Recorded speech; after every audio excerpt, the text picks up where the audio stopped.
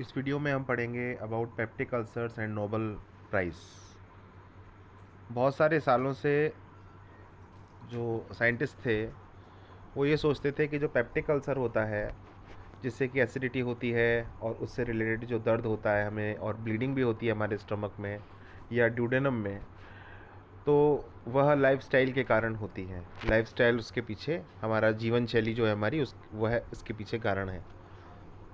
तो लोग ये सोचते थे कि जो तनाव भरा जीवन है उसके कारण बहुत सारा एसिड सिक्रीट होता है हमारे स्टमक में और इवेंचुअली हमको पेप्टिक अल्सर होते हैं। लेकिन दो ऑस्ट्रेलियन साइंटिस्ट थे, उन्होंने डिस्कवरी की कि एक बैक्टीरिया होता है जिसका नाम होता है हेलिकोबैक्टर पाइलोरी, और वो रिस्पॉन्सिबल होता है पेप्टिक अल्सर के लिए। तो रॉबिन वेरेन, जो कि 1937 में बॉर्न हुए थे, he was a pathologist from Perth. Perth is in Australia. So he saw some small curved bacteria in the lower part of stomach in many patients. तो उन्होंने, रॉबिन वेरेन ने, जो कि पैथोलॉजिस्ट थे, उन्होंने कई पेशेंट्स के जिनको पेप्टिक अल्सर था उनके स्टमक में लोअर पार्ट में उन्होंने कुछ स्मॉल छोटे कर्व्ड बैक्टीरिया देखे। ही noticed that science of inflammation were always present around this bacteria. तो जो सूजन है या रेडनेस है वह इन बैक्टीरिया के आसपास, जो स्टमक का जो हिस्सा था जहाँ पर ये रहा करते थे, उन जगहों पर पाई जाती थी।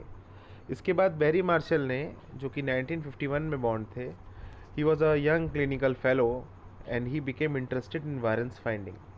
तो वायरन की फाइंडिंग में इनको इंटरेस्ट आया और उन्होंने आगे चल के इन बैक्टीरिया को लेबोरेटरी में कल्टीवेट किया, स्टमक से आइसोलेट करके, यानी स्टमक से निकाला और लेबोरेटरी में उसको कल्टीवेट किया, उसको डिफरेंट काइंड्स के मीडियम्स के अंदर उन्होंने कल्टीवेट किया।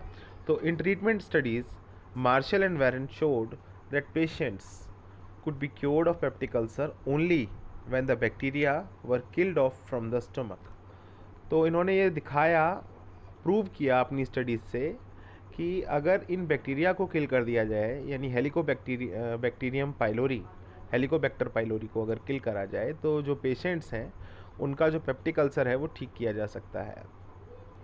तो उनकी इस डिस्कवरी का धन्यवाद दिया जाना चाहिए, बिकॉज इसके कारण ही आज जो पेप्टिक अल्सर है वह बीमारी एक क्रोनिक बीमारी ना होकर के छोटे समय के अंदर ट्रीट किए जाने वाली कंडीशन बन गई है, और इसके लिए एंटीबायोटिक्स का ट्रीटमेंट दिया जाता है। तो एंटीबायोटिक के ट्रीटमेंट से क्या होता है कि ये बैक्टीरिया जो है किल हो जाता है और उसके बाद जो एसिडिटी का जो इफेक्ट है वो ख़त्म हो जाता है। तो for this achievement Marshall and Warren, जो कि आपको इस पिक्चर में दिखाई दे रहे हैं, they received Nobel prize for physiology and medicine in 2005।